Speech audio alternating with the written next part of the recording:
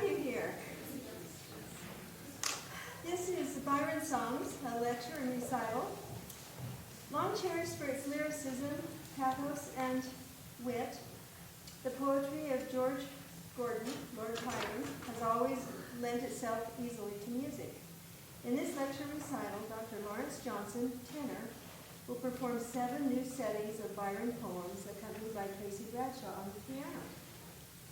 The composer of these settings, Dr. Douglas Ipson, will introduce the set as a whole and will comment throughout the recital on individual songs, explaining the musical techniques and styles he employed in order to capture something of Byron's mercurial but endlessly fascinating voice.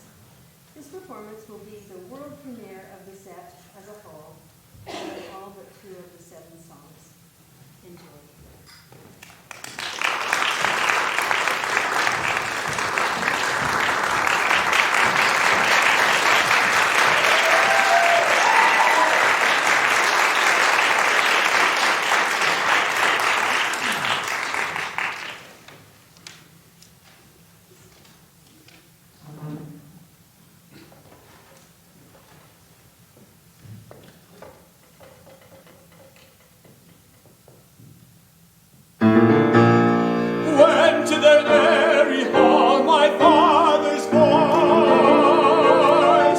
Shall call my spirit joyful in their choice. When poised upon the gale my form shall ride, or dark in mist descend the mountainside. Only my shade, behold no sculptured urns, to mark the spot where earth to earth returns.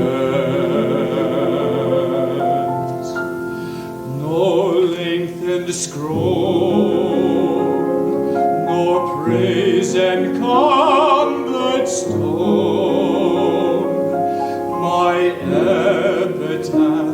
my epitaph shall be my name alone. If that with honor fail to crown my clay, oh, may no other fame my deeds repay, that only that shall single out the spot, by that remembered or with that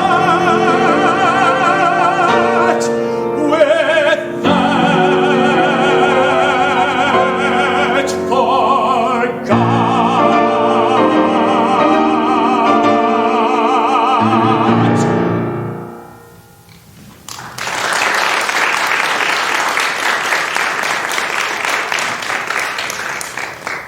A poem about a final resting place may seem an odd choice to open a set of songs, but we should keep in mind that the poet was only 18 years old when he published it. These are not autumnal reminiscences, but youthful aspirations. The destiny the poet foresees is one in which his name will supply the only epitaph he will ever need. Time has, of course, fulfilled his ambition.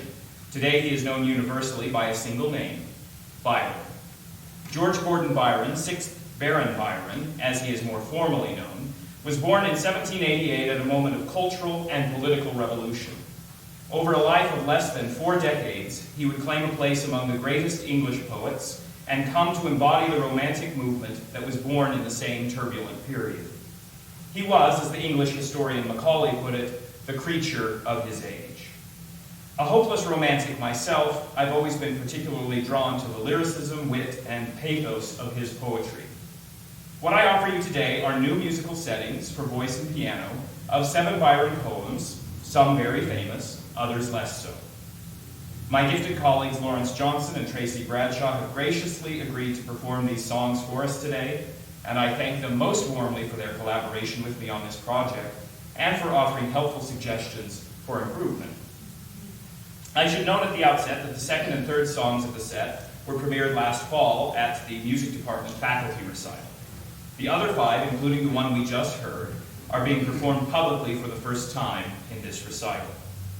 In the first song, I tried to capture something of the young Byron's audaciousness, tinged here and there by an appropriately romantic sense of mystery. In the second song, I explore the poignant melancholy he felt at the tragic death in 1812 of John Edelston, a young man to whom he had been closely attached since the two met at Cambridge. I tried to express the bittersweet nature of memory by employing a harmonic scheme that constantly vacillates between the major and minor mode. In this case, no one can be surprised as to which of the two ultimately wins out. One detail that might interest you, in the score I have marked the harp-like broken chords at the beginning and end of the song with the Italian instruction, come un brivido, like a shudder, written beneath a picture.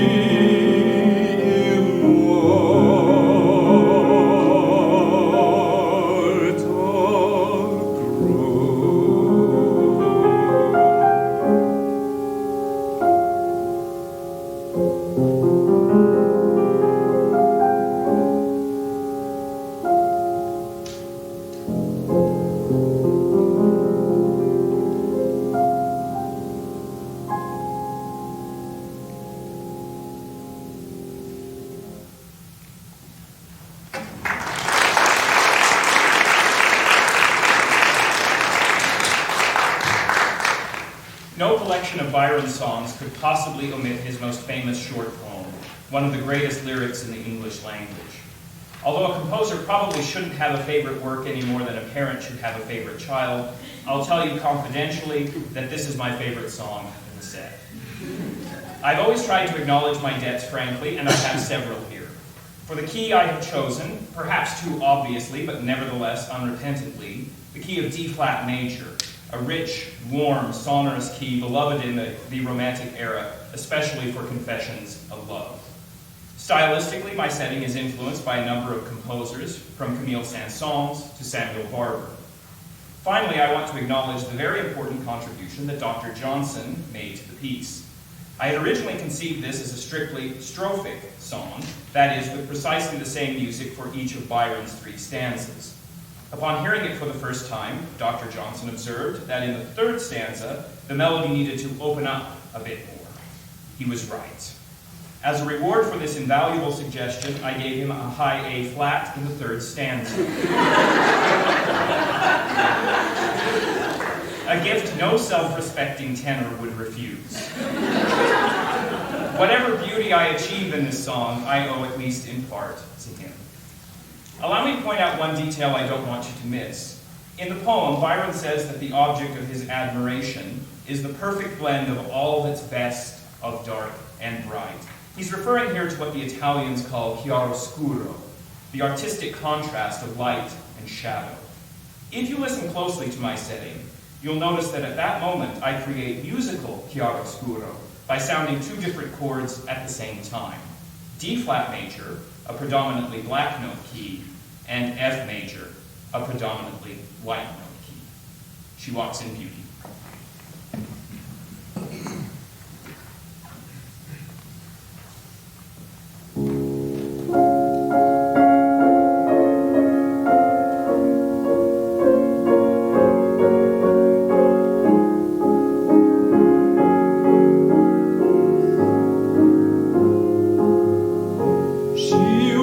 looks in beauty like the night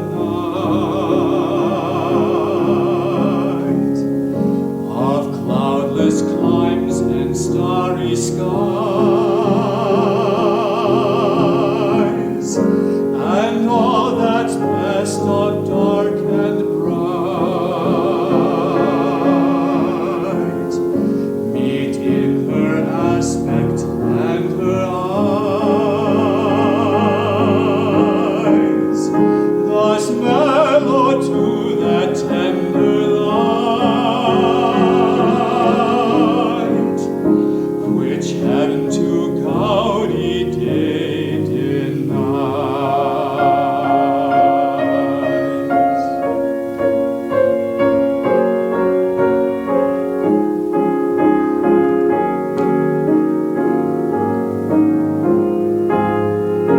One shade the more, one ray the less, had half impaired the nameless grace which waves in every raven tress, or softly lightens o'er her face, where thoughts serenely sweet express how pure, how dear their dwelling place.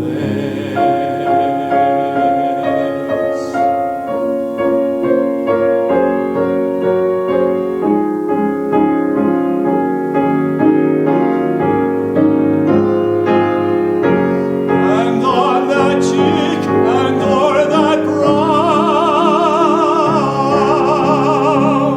so soft, so calm, yet eloquent, the smiles that win, the tints that glow, but tell of days in goodness spent, a mind at peace with all below, a heart whose love is innocent.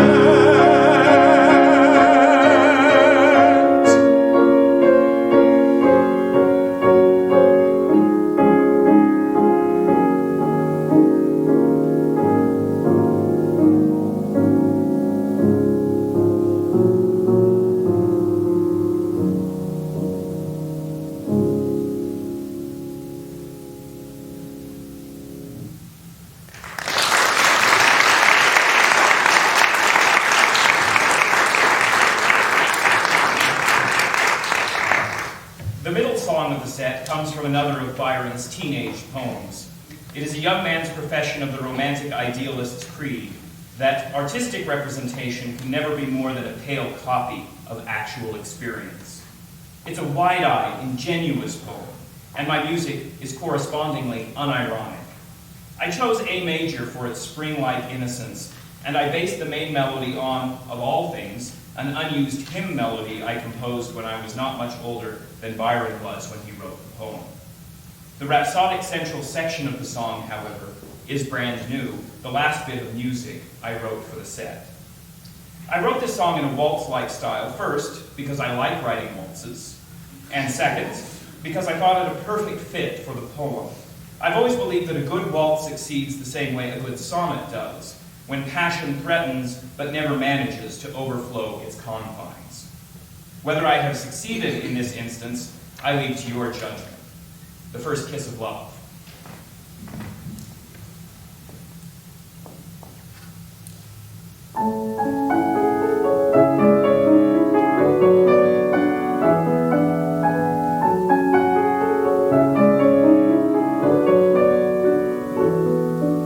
Away with your fictions of flimsy romance, those tissues of falsehood which folly has wove.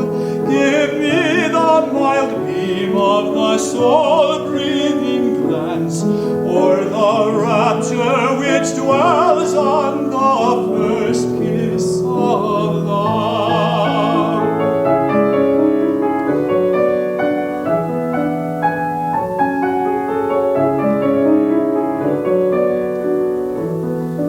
Ye rhymers whose bosoms with fantasy glow, whose pastoral passions are made for the grove, from what blessed inspiration your sonnets would flow, could you ever have tasted the first kiss of love?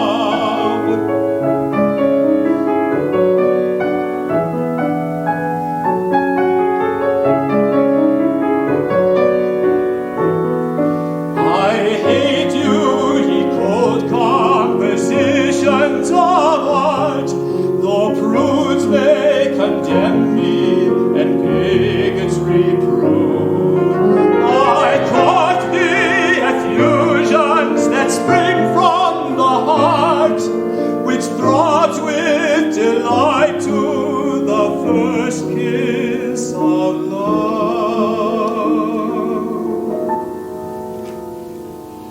Your shepherds, your flocks, those fantastical thieves, perhaps may amuse, yet they never can move. Arcadia displays but a region of dreams. What are visions like these to the first kiss of love?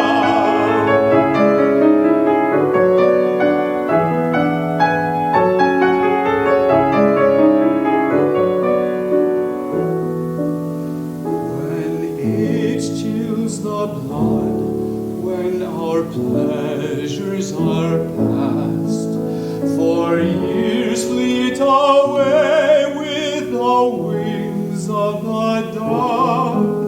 The dearest remembrance will still be the last, our sweetest memorial, the first kiss of love.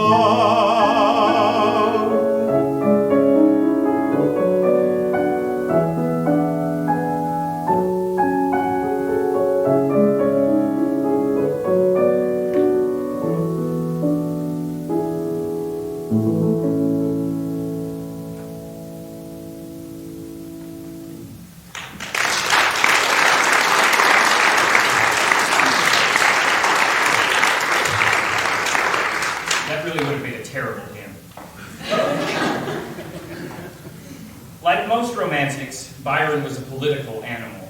He had great sympathy for the Greek and Italian independence movements of his day and was not afraid to express it.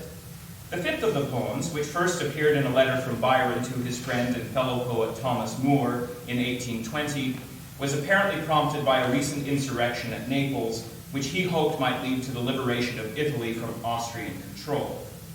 Yet at 32, Byron was a bit more disillusioned than he was at 19, and the poem betrays a certain world-weary cynicism. But I don't want to spoil the surprises in either the poem or the music, so I'll save some of my comments for after the performance, when a man hath no freedom.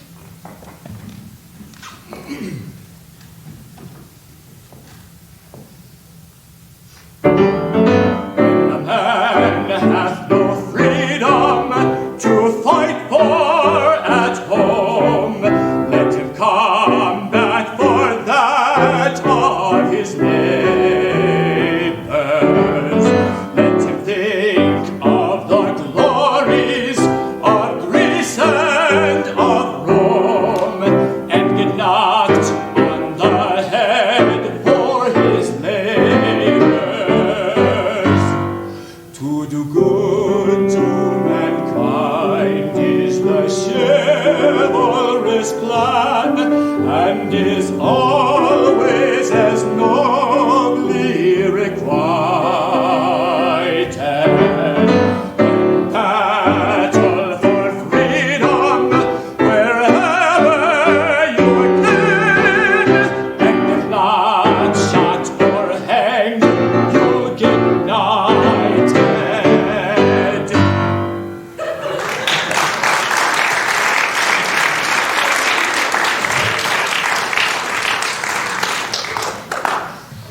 You can't miss my invocation of the Marseillaise, now the French national anthem. I'm sorry, Alex. But in the 19th century, an international hymn of democratic revolt.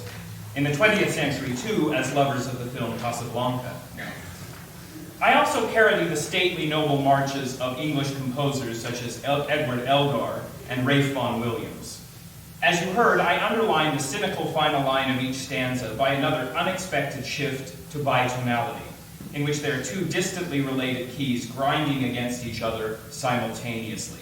A far more dramatic effect here than in She Walks in Beauty.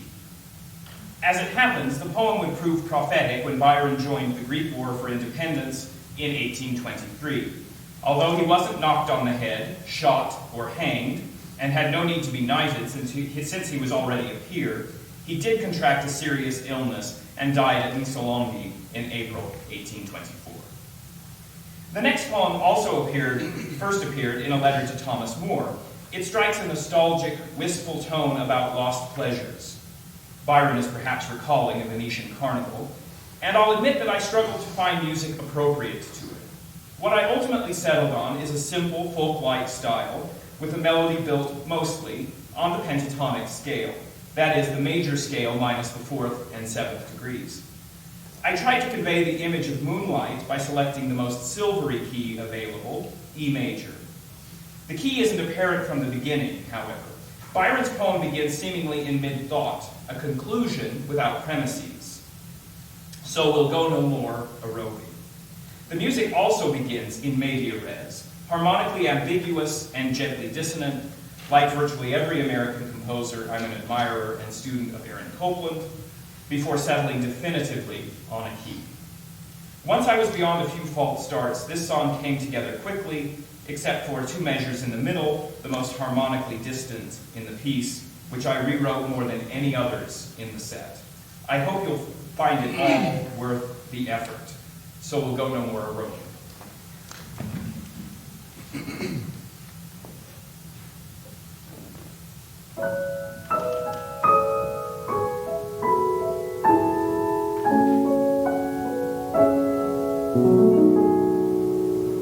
So we'll go no more a-roving so late into the night, though the heart be still as loving and the moon be still as bright.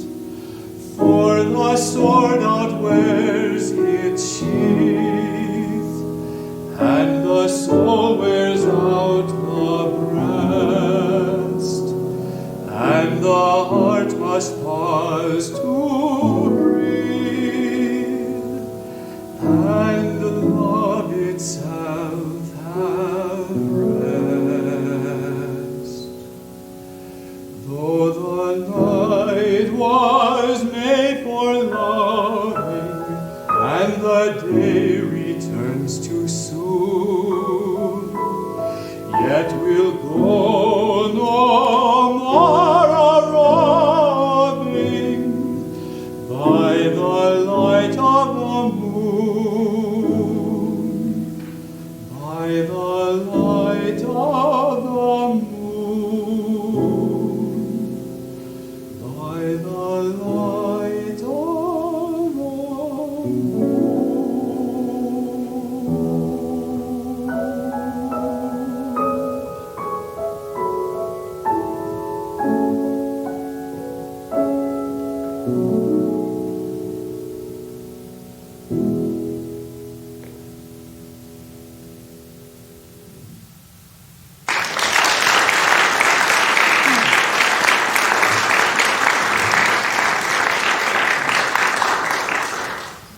Apart from everything else, Byron was one of the funniest poets who ever wrote, and I wanted desperately to include one of his comic poems in my set. As I was casting about for ideas, I remembered one of my favorite passages in Byron's masterpiece, the mock epic Don Juan. In Canto 4, our hero Juan, or Juan, as Byron invariably pronounces it, is captured by pirates and sent away to a slave market in Constantinople. You just have to go with it. Among the fellow captives he meets en route is an Italian opera troupe who were sold to the pirates at no high rate by their Machiavellian impresario. Apparently, producers haven't changed much in two centuries.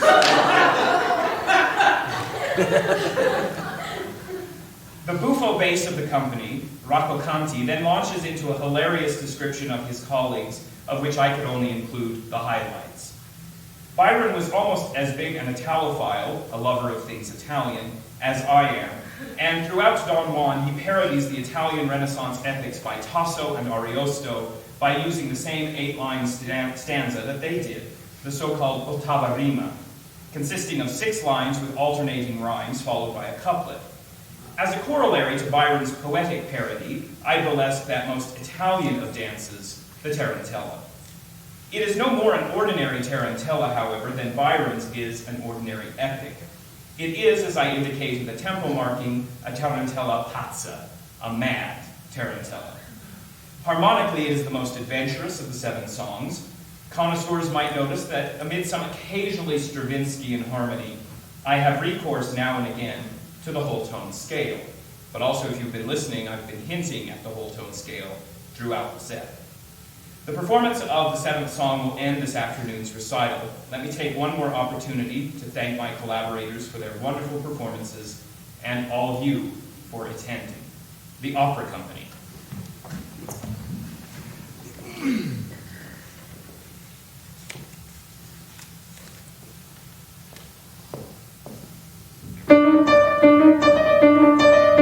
The prima donna, though a little old, and haggard with a dissipated life, and subject when the house has been too cold, has sung good notes, and then the tenor's wife, with no great voices pleasing to behold. This carnival she made a deal of strife, by carrying off on Cesare to Colonia, for the Roman princess and the Lord.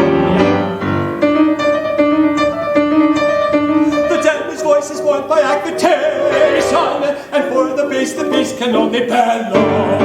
In fact, piano singing education, and ignorant noblest time was tuneless fellow. But being the prima donna's near relation, who swore his voice was very rich and mellow, they hired him though to hear him you'd believe, and asked was practicing recitative.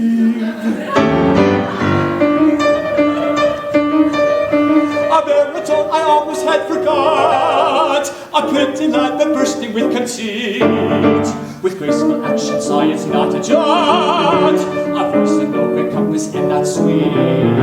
He always is complaining of his lot, forsooth unfit for balance in the street, in lovers' parts his passion more to breathe. Having a heart to show, he shows his teeth.